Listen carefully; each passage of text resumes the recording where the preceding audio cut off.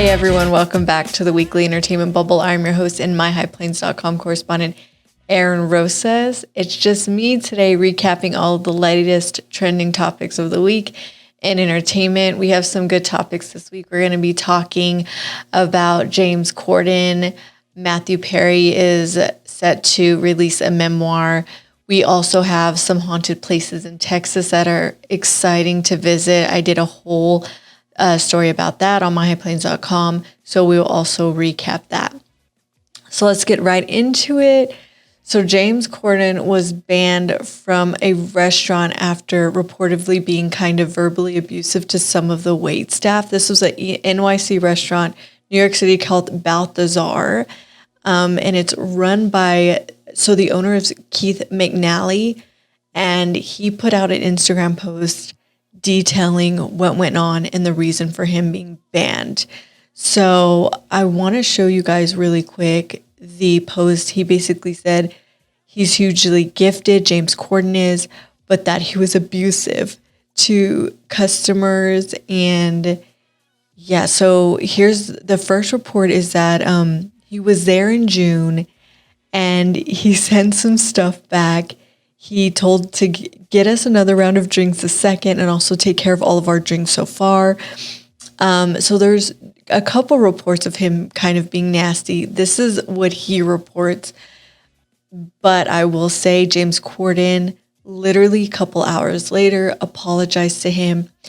And now he's no longer banned. But the reason I want to talk about James Corden is because I have kind of a little story about him. I went to the Jimmy Kimmel show and I went to James Corden's show, and it was definitely a completely different experience. You could see sort of the veteran status that Jimmy Kimmel had. He had been doing it for a really long time. And I went to go see James Corden. I think he was probably at that time on the air for a couple years. So it wasn't like he didn't know at all what he was doing. But I noticed that Jimmy Kimmel would come up to you and chat with you like during commercials, and James Corden would not. James Corden kind of stayed to the side, and it gave me a little bit of a red flag. I found that a little confusing why he didn't, interact with anyone or ask questions. Jimmy Kimmel was asking the audience questions. Not that he has to. I'm sure he has a ton of stuff on his plate, but I just noticed he was on the side, just kind of looking around, looking down at his scripts and things like that. When I was at the Jimmy Fallon show, he was talking, they're in the front row, there was people from Texas, and he got really into it and was very kind and nice. So yeah, he's no longer banned. McNally has said he can come back, but that, that wasn't very nice. But if anyone's had issues with waiters and stuff, I understand the frustration when orders are taken and they are wrong when they come out. But, from what Keith McNally said, it was more than him just being a little upset that he was kind of verbally abusive toward them. And so I don't know. As far as I know, that was a feud that was lasted 2 seconds. It lasted 2 seconds. Nothing came out of it. I guess they're fine. We'll see if they post any pictures when he goes back to that restaurant. Okay, I want to get into this next story. I'm really excited about this one. So Matthew Perry, he is releasing a new memoir. This is actually coming out in November 1st. It's called Friends, Lovers, and the Big Terrible Thing. So I think it's pretty well known that Matthew Perry has had addiction issues. In the past, when he was on Friends, he had issues. I believe he was in and out of rehab. But one of the things that shocked me is in this People magazine, which he's featured in. He's on the cover and everything. It says at 49, he almost died. He had gastrointestinal perforation issues, and he had to go into surgery. He was fighting for his life, and it was, because of his opioid or overuse. This article in People says that his colon burst, and he was in a coma for 5 months. He had to use a colostomy bag for 9 months. So I kind of follow Matthew Perry. I had no idea that at the age of 49, he had all these issues, these surgeries, and he almost died. That boggles my mind because I did not know that. I've seen him on Friends. I watched him on a show that he did. I believe he produced it. It was called Studio 60 on the Sunset Strip. And it was kind of an SNL vibe. It followed it was like behind the scenes of an SNL type show, and he produced that SNL type show.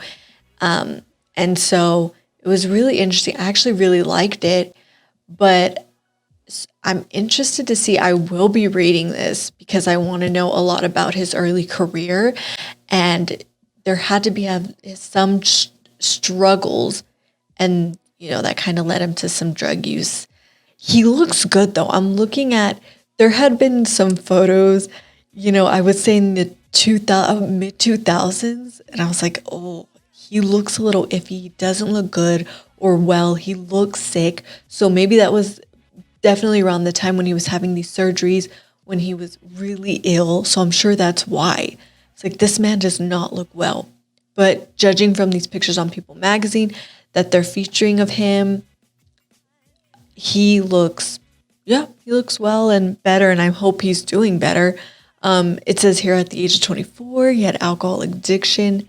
Quote, I could handle it kind of, but by the time I was 34, I was really entrenched in a lot of trouble. There were years that I was sober during that time. Season 9 was the year that I was sober the whole way through. So that is his story. Season 9 of Friends, he was sober. And you guys, I would definitely want to hear his journey, what he went through. So I think that memoir is going to be really great. Comes out November 1st. If anyone wants to buy that, I'm sure it'll be at Barnes & Nobles. And I bet you he'll be doing a book tour. I think a lot of celebrities, they do book tours, right? To kind of get their book out there. So check that out. Last but not least, I did an article on myhighplains.com. So it's the top haunted places in Texas. If you want to visit, if you need a thrill, there's some haunted places to visit. So I talk a lot about the Driscoll Hotel in Austin. There's been a lot of haunted sightings, ghost sightings, paranormal, whatever you want to call it. Driscoll Hotel in Austin. There's a couple stories. There's one that kind of stood out to me about a senator in the 80s, 1887, somewhere around the 1880s. A senator and his daughter were in the hotel. They were having a conference. The daughter's ball kind of rolled down some stairs. She fell over, sadly broke her neck. She still haunts the place. That's one of the stories. Another one is the Hotel Galvez in Galveston. That's another. I feel like they're around the world. There's going to be haunted hotels. People coming in and out. Stuff is bound to happen. I've never seen a ghost personally. I would love to know if you guys have seen ghosts. I have never. So I find these stories interesting about employees and people who have worked there who says, oh, you hear doors slamming. You see flashes of people running back and forth. That could mean anything. The Hotel Galvez, there's also stories about ghosts there. The one that I found really interesting about this Galveston hotel was there was a story that I read, The Lovelorn Lady, where she would go up to the roof of the building of this hotel and wait for her fiance's ship to arrive. And she would do that all the time.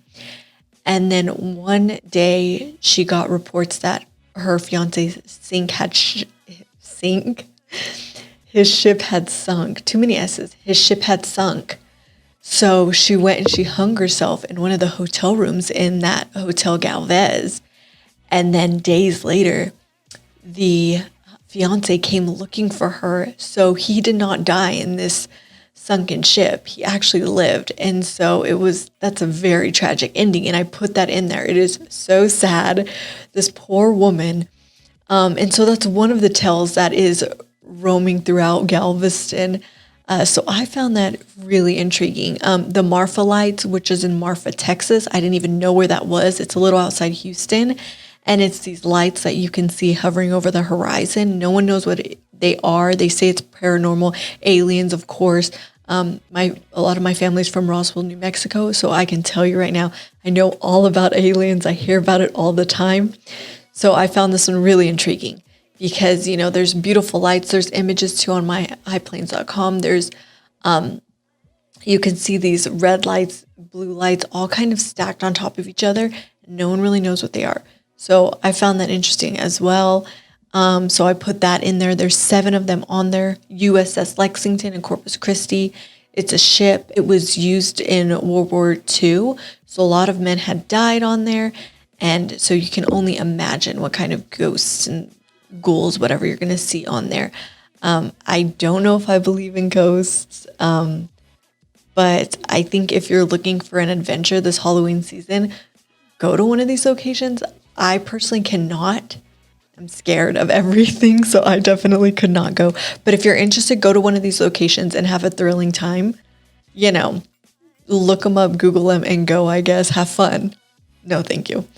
So that's all I have for you today. It was a quick recap considering it's just me here talking to you guys.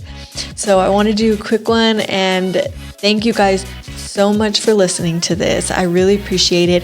I love making these for you guys, and they're going to keep coming out every Friday. So I will see you guys next week, and have an incredible weekend. Thanks, guys. See you later.